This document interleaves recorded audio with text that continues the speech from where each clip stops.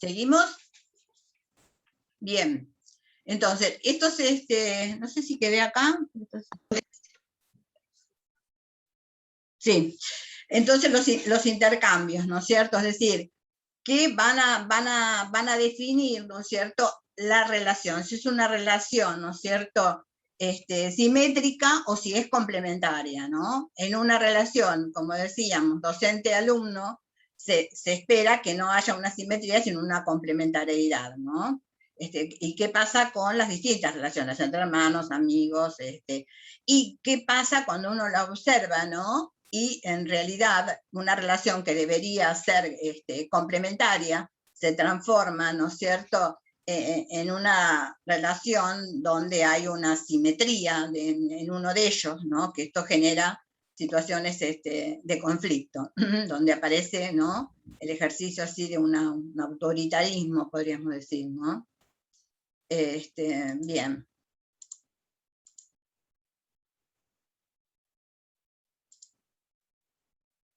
Todo esto que pasa, ¿no?, en relación a los aportes de Bateson como antropólogo, que aporta muchísimo, va a ser publicado por este equipo de Vaslavic, Jackson, en el libro que se llama Teoría de la Comunicación Humana, acá lo tienen.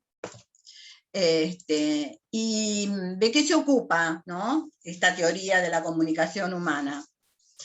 Se ocupa justamente de esto que estamos hablando, o sea, abordar los modos en que cada persona influye en los otros mediante el carácter del mensaje, ¿no?, de su propio comportamiento, o sea, de los modos en que cada uno confirma, descalifica o disconfirma a otro en la relación. Esto es sumamente importante en las interacciones entre personas, ¿no? Cuando la situación no cambia, por ejemplo, y hay una queja constante en una relación donde se supone que el vínculo que se da, ¿no?, es un vínculo conflictivo, es un vínculo en lo que realmente hay una persona que no la está pasando, digamos, bien, pero que algo tiene que ver en eso que le está pasando, o sea, porque nadie puede acusar solo al otro en una mirada sistémica, donde de lo que se trata, ¿no?, es de un circuito de retroalimentación, o sea, lo que uno aporta, ¿no?, retroalimenta, y a su vez lo que el otro aporta retroalimenta, y así constantemente. De ahí surge esto que dice como que uno puede descalificar o confirmar al otro. Si yo le acepto, ¿no?, y sigo con mi misma posición, de alguna manera voy aceptando que el otro me ponga en un lugar determinado, porque estoy aceptando, si no estoy haciendo nada, ¿no?, para descalificar el posicionamiento en el cual el otro me pone. Es decir, me hace sentir y termino sintiéndome tal y cual como me califica en esa relación, sin poder, ¿no es cierto?, marcarle al otro justamente eso que siento, ¿no?, que me está asfixiando, que me está denigrando, que me está, ¿no es cierto?, perturbando constantemente, ¿no?, en esa relación. Entonces, esto también habla de los modos, ¿no?, personas que no pueden salirse y siguen confirmando al otro, ¿no?, y no lo pueden descalificar. Bien. Acá hay algo que también influye, ¿no es cierto?, como insumo, podríamos decir, en este modelo, y que está también en la base de todos los artefactos tecnológicos, y que tuvo ya su época de gloria, digamos, incluso en relación a los aprendizajes mediados por computadoras, el esplendor de Skinner, ¿no es cierto?, como creando esta máquina para enseñar, ¿no? ¿Qué pasa entonces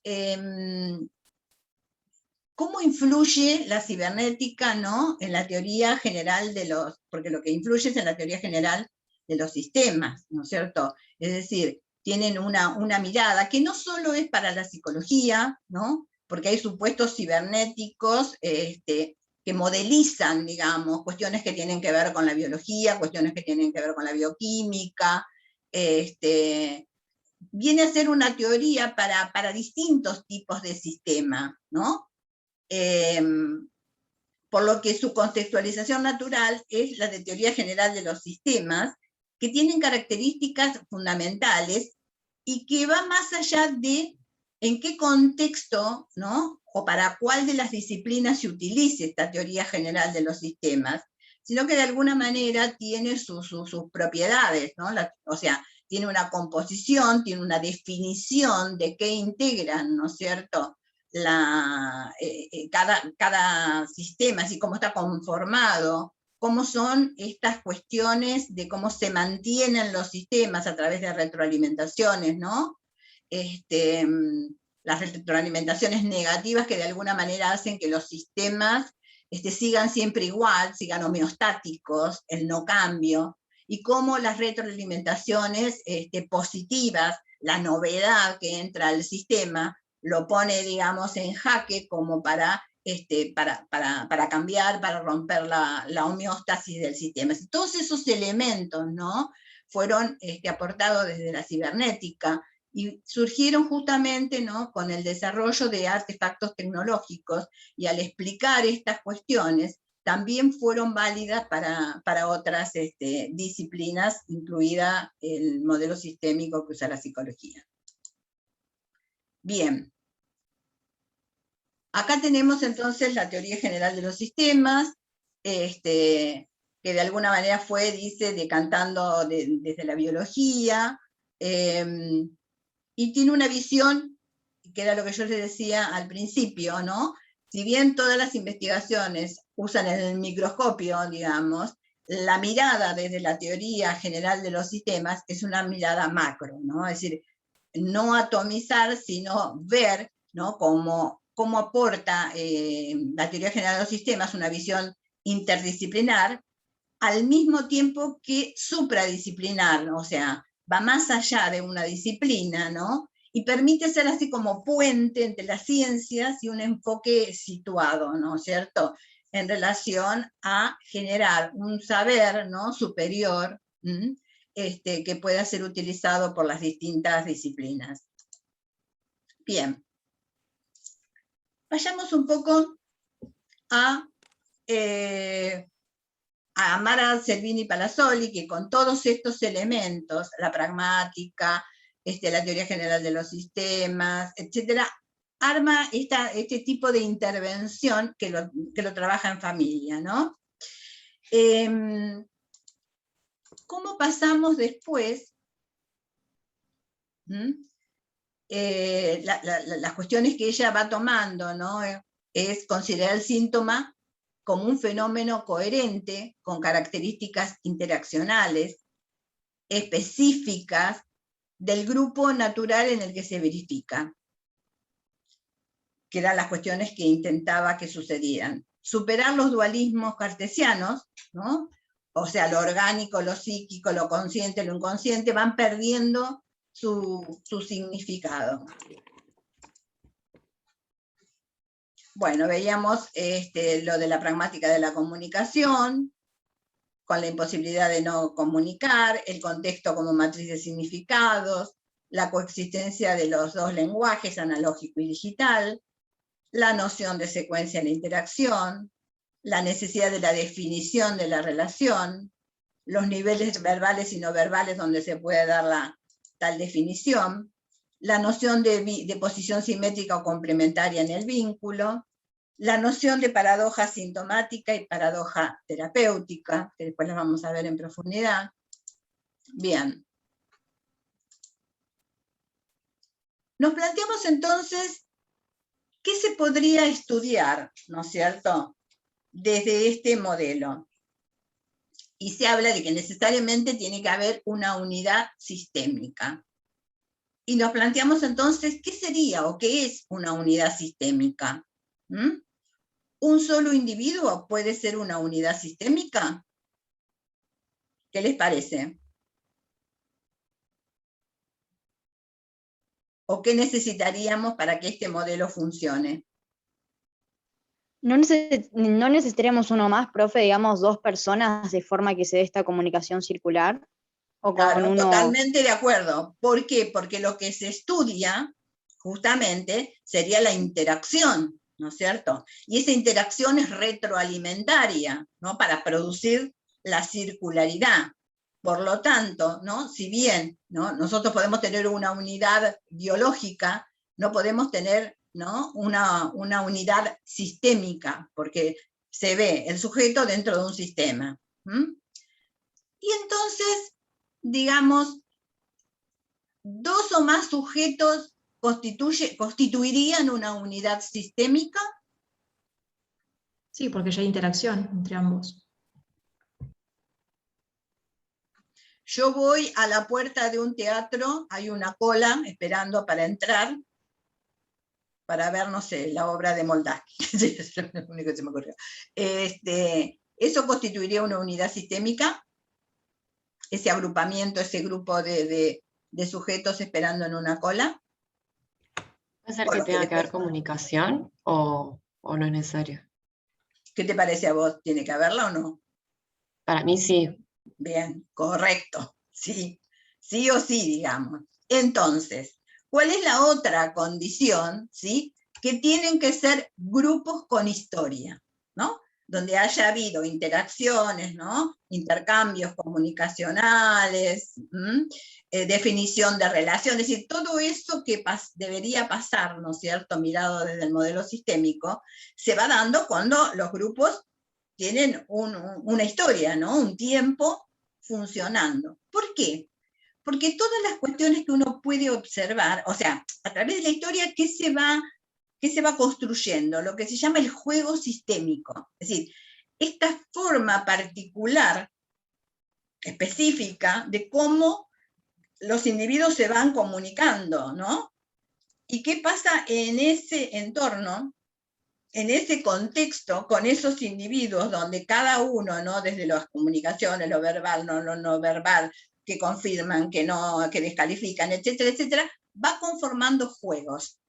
Juegos que de alguna manera quedan, ¿no?, como formas.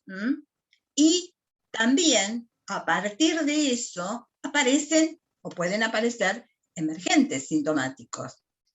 Ya no de patologías, como en el modelo médico hegemónico, digamos, sino como que aparecen como disfuncionalidades del sistema. O sea, las relaciones, las interacciones terminan siendo disfuncionales. Y uno diría disfuncionales, a ver, pero hay una situación que aún esas disfunciones, los peores de la clase, las conductas más terribles que se puedan dar, etcétera, son funcionales. ¿Y saben funcionales a qué? A una de las leyes de los sistemas, que es la de todo sistema, de permanecer unido. Esa cuestión de esa tendencia homeostática de los sistemas se preserva, ¿no?, a través de esas conductas, ¿no?, disfuncionales, y que los profesionales, ¿no es cierto?, que van a intervenir muchas veces, no saben por qué eso se sigue manteniendo, ¿no? La única manera de poder hacer algo y de poder intervenir es entender, ¿no es cierto?, qué está esos comportamientos que están produciendo en ese sistema con respecto al resto de los miembros, ¿no?, de manera tal de que todo eso sigue unido. Bien. Entonces, en relación a esto, ¿no?, a estas características, podríamos decir que la familia era, de acuerdo, porque en esto era lo que está publicando Mara Selvini en Paradoja y Contraparadoja, que es la intervención en estas familias en transacción esquizofrénica, dice que entonces que un sistema autocorrectivo, autogobernado, por reglas que se van constituyendo en el tiempo a través de ensayos y errores. O sea, alguien hizo esto, provocó una situación, entonces el otro respondió de determinada manera, y todo eso, ¿no es cierto?, va generando una relación, ¿no es cierto?, en ese sistema, que está autogobernado. ¿Autogobernado por qué? Por las leyes, ¿no?, que marcan los sistemas, ¿no? ¿Por qué se mantienen unidos? Bien, entonces, podemos decir, ¿no es cierto?, que estos grupos con historia pueden ser grupos de trabajo, grupos escolares. Después vamos a ver específicamente si la escuela es o no es un grupo, ¿no?, que tiene estas características. Bien.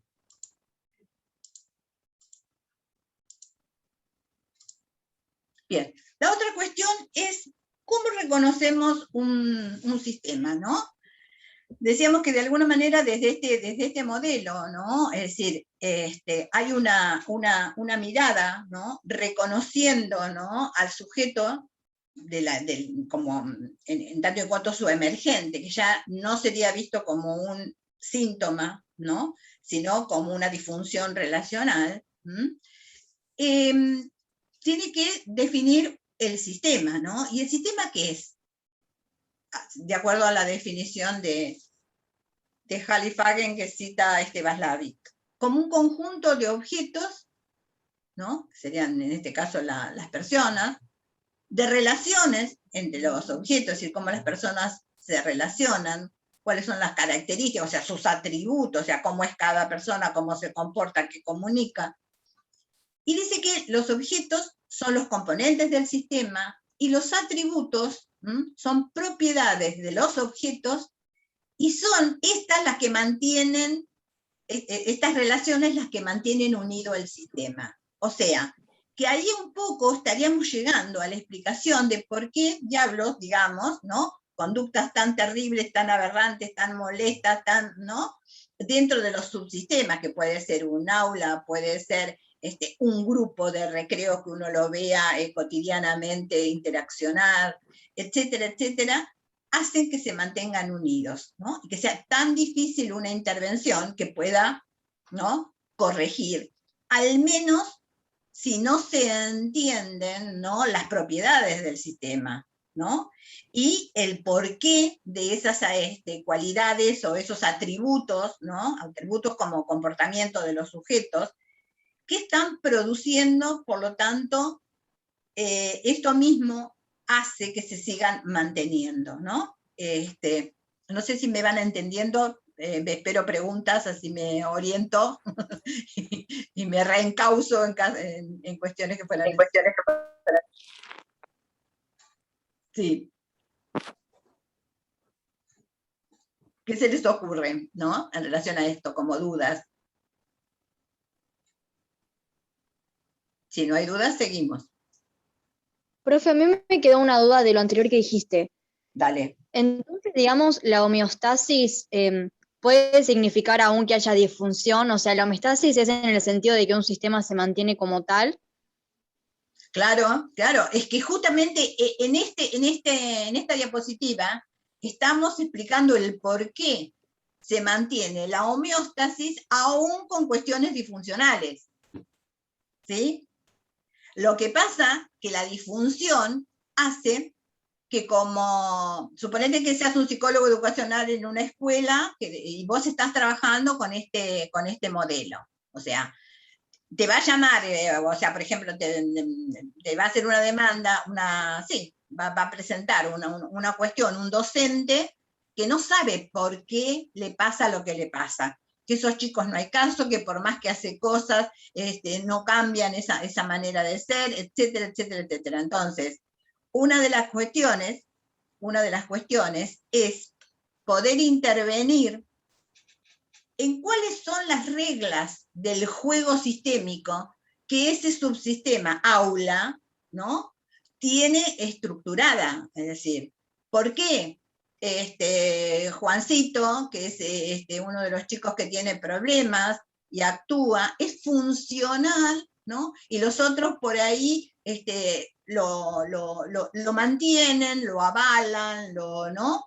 Es decir, porque ese sistema está armado, ese juego, esas interacciones, esas retroalimentaciones, en base a esa actitud del chico, de ese chico problema puntualmente, ¿no? Con lo cual, si ese chico problema se cura, digamos, el sistema pierde esa estructura que tiene consolidada, ¿no? Que son situaciones disfuncionales, que hay que trabajar con las reglas del juego. Yo les contaba, creo que fue en la clase pasada, ¿no? De esa cuestión que yo había descubierto cuando en un grado me llaman por un nene que tenía como conductas autistas y que se comportaba de determinada manera y que, bueno, no se ajustaba al trabajo del aula, etcétera, etcétera. Se hace un estudio, ¿no? Y evidentemente era un chiquito con esas dificultades, hay una derivación a severos trastornos de la personalidad, pero al poco tiempo, el grupo, con el faltante de ese elemento, de ese miembro, de ese sistema, construye en otro miembro el rol que le faltaba para seguir manteniendo el sistema unido. Y es cuando el docente se dirige a mí y me dice, mira, Ana, vení al aula porque a este chiquito lo habíamos llamado así, Manolito, tengo a Manolito 2. ¿No? O sea, esto permitió ver cuáles eran esas reglas de juego, qué estaba en juego, por qué esa construcción, ¿no? Que si bien se había dado con el primer Manolito, que realmente tenía esas características, el grupo aprendió a vivir, a interactuar, a retroalimentar con ese Manolito. Y entonces hubo otro, ¿no? En el cual depositaron y ese otro confirmó esa posición. Entonces, para poder desarmar eso hay que conocer estas reglas, digamos, de funcionamiento para poder hacer hipótesis válidas, ¿no? Para poder intervenir desde justamente el marco teórico, el marco explicativo de este modelo, así como lo hacíamos con el psicodinámico. No sé si te respondí a quien preguntó, si me entendiste. Sí, buenísimo, profe, gracias. Bueno. Profe, perdón, tendríamos que conocer, digamos, las leyes de ese sistema. Exactamente. Como así conocemos los constructos del modelo psicodinámico, o sea, lo teórico, a eso llamamos, ¿no? Lo teórico explicativo, en esa dimensión que Cole nos dice, ojo, que hay una dimensión que es la teórica explicativa. Ahí tienen todos los constructos, los tienen que aprender porque si no, no se puede inferir, no se puede hacer hipótesis, no se puede diagnosticar. Tenemos que conocer ese modelo. Pero a su vez, como esto surgió en general para terapia, o sea, estaba experimentado en terapias sistémicas, ¿no? De familia, que con lo que se trabajó originalmente y lo que se reportó en los primeros libros, etcétera, hay que hacer el ajuste, y ahora después vamos a ver si llegamos hoy, si no lo vemos la próxima clase, qué pasa, cómo fue el ajuste de la terapia sistémica, ¿sí?, a la institución educativa y su problemática, que eso es específicamente lo nuestro, pero necesitábamos todo este contexto. Bien. Cuando hablamos entonces de grupos con, ¿qué hice? De grupos con historia, ¿no es cierto? En estos sistemas aparecen cuestiones a tener en cuenta. Por ejemplo, todo sistema, ¿no?, tiene sus propiedades, que son 3, ¿no? Que esto es importantísimo. La totalidad, ¿qué significa la totalidad? Significa que si yo impacto en alguna parte del sistema, ¿no?, estaría de alguna manera siendo esto, ¿no?, algo que resuena en todo el sistema. Esa es la totalidad. También la totalidad es, ¿no?, que el todo, ese todo que es el sistema completo interactuando, retroalimentando, no es lo mismo que la suma de las partes aisladas, sin los procesos interactivos, retroalimentarios, que da la dinámica de esto, no es lo mismo, o sea, no es lo mismo Juancito más Pedro formado en un grupo, a cómo en la historia, Juan Silva, integrando un aula escolar, fueron generando un juego sistémico. O sea, que el todo, ese aula con esa historia particular, no es lo mismo que la sumatoria de Juan, Pedrito, José, Mariana, etc. ¿Sí? Sencillamente sería algo de eso. La otra cuestión es la equifinalidad. La equifinalidad, aunque parece un término rimbombante, no hace ni más ni menos que explicar este cambio epistemológico de una lógica lineal a una lógica circular. ¿Por qué? Porque esta propiedad, ¿no?, de los sistemas, que es la equifinalidad, hace que el hecho, ¿no?, de haber tenido una forma de inicio, una situación, ¿no?, que supuestamente uno podría en la lógica lineal, que es causal, decir que esto que pasó, esto que entró al sistema, esto que impactó, es la causa de cómo finaliza esto. Y entonces, la equifinalidad dice que no, porque están hechas las pruebas de que distintos sistemas, ¿sí?, comenzaron con un mismo estímulo, supóngase negativo, una situación que pasó, pero las interacciones, las retroalimentaciones al interior de ese sistema no son iguales, así como cada sujeto reacciona en base a eso y el otro reacciona con la reacción de y este con el otro. Esa circularidad hace que las condiciones finales no tengan la relación directa con el inicio. Entonces, esto deja la perspectiva, ¿no?, interaccional de la importancia de la secuencia que se da adentro, ¿no?, entre una situación inicial y una final para un sistema que llega a determinadas cuestiones, y no necesariamente por su inicio, por cómo empezó la problemática, o sea, qué sé yo, en un grupo, un docente con ciertas características autoritarias reprendía a los chicos. Supóngase condición inicial de un sistema que termina con una disfuncionalidad de interacción en el grupo. Y otro que pasa exactamente lo mismo y no termina de la misma manera. ¿Por qué? Porque las cosas que pasaron al interior, una conducta autoritaria, una comunicación de determinado tipo, respondió de otro lado. Entró algún otro miembro al sistema, un padre, una madre que reclamó. Es decir, ¿qué interacciones se dieron al interior de cada sistema entre la situación inicial y la final?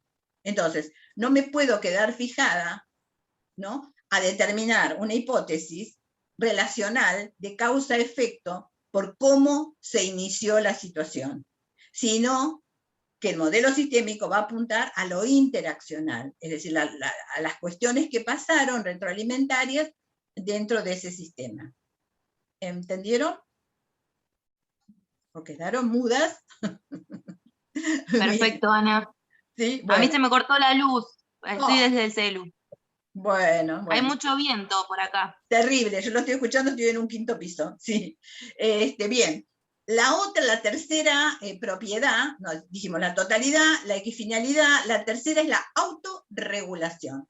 ¿Qué implica esto? Vamos a la placa que sigue.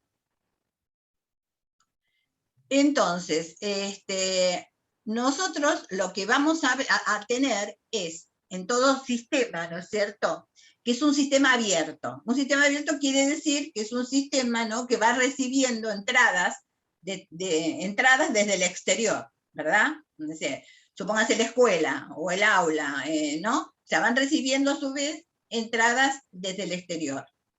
Ay, ya se me estoy quedando sin tiempo. Fíjense, por ejemplo, la llegada a un sistema educativo, ¿no?, como el sistema escolar. Uno puede decir, es un sistema abierto, y pasan cosas, ¿no? por ejemplo, hace unos años, el cambio de ley, o sea, ¿no? Teníamos la ley federal que se dio de baja y empezamos a funcionar con la ley nacional, que ponía otras pautas, ¿no? Como toda situación de cambio, los sistemas se ven amenazados. ¿Amenazados de qué? De la pérdida de la homeostasis, que es una de las cuestiones que tratan de mantener. Entonces, cuando hay una retroalimentación, la entrada de una ley, la entrada de algo distinto a un sistema, se denomina retroalimentación positiva. Y las retroalimentaciones positivas suponen que van a sacudir, ¿no? Y van a provocar una transformación del sistema, ¿sí? Mientras que las negativas, siempre lo mismo, no pasa nada, seguimos con la misma ley, con la misma cosa, no hay nada diferente, garantiza la homeostasis.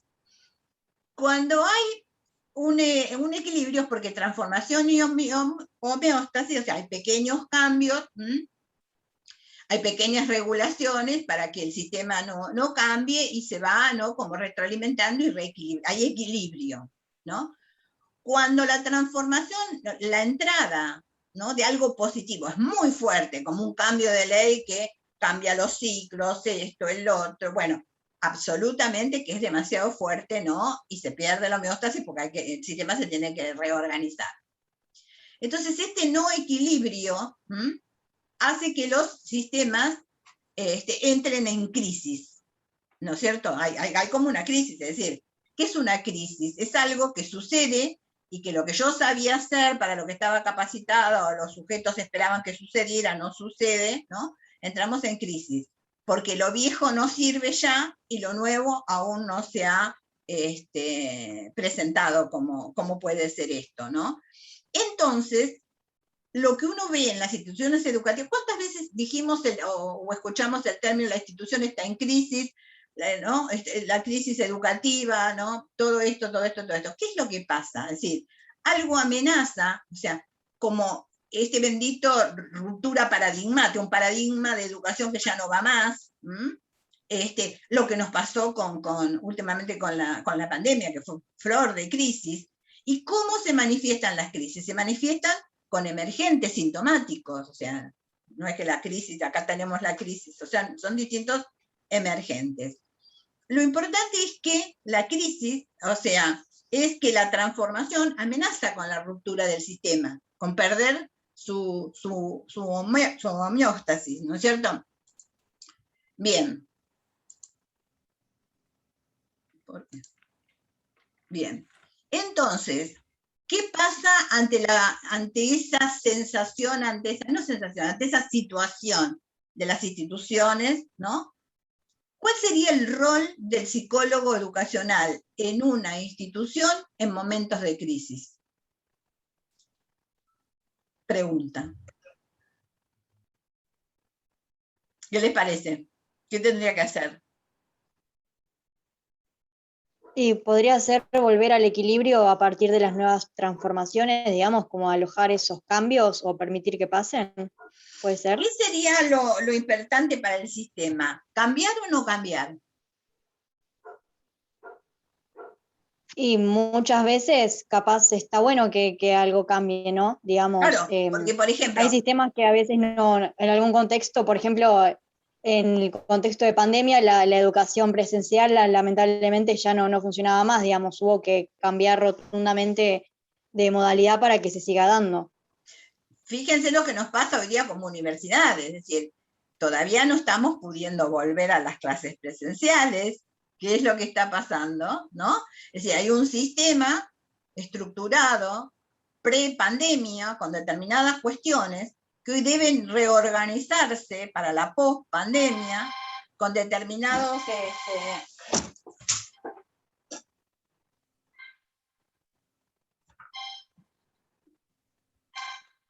bueno, no me deja de sonar el teléfono y no lo puedo parar porque no me funciona el cosito. Profe, pensaba que si tenemos en cuenta el contexto frente a los cambios contextuales, esperamos también que el sistema comience a tener ciertos cambios y se adapte al mismo. Perdóname, a ver. Ahí está. Sí, discúlpenme, sí, escucho. No, decía que o sea, si tenemos en cuenta el contexto, frente a los cambios contextuales, esperamos que el sistema tenga ciertos cambios y logre adaptarse también. Bien, a esa bien, situación. quedémonos, nos quedamos ahí, Daira, nos quedamos ahí. Entonces, ¿cuál sería el rol para ese psicólogo desde el modelo sistémico? El rol para el psicólogo desde el modelo sistémico. Y tendría que ser el rol de mediador. Si trabaja en una institución educativa, ¿no? Pensando a la familia y a la institución. Uh-huh. Sí, pero digamos, en general, porque lo que la institución hace es resistirse, el sistema hace en general, es resistirse al cambio, ¿no? Resistirse al cambio. El rol del psicólogo educacional es de promotor de cambio.